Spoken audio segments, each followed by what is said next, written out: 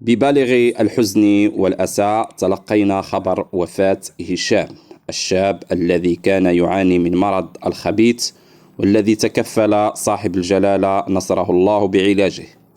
هشام لفظ أنفاسه الأخيرة اليوم، تاركا وراءه حزنا عميقا في قلوب كل من عرفوه. في هذه اللحظات الصعبة نتوجه بخالص التعازي إلى أسرته الصغيرة، خاصة شقيقته التي تعيش حالة هستيريا من الصدمة والحزن. نسأل الله أن يتغمده بواسع رحمته، وأن يلهم أهله وذويه الصبر والسلوان، وإن لله وإنا إليه راجعون.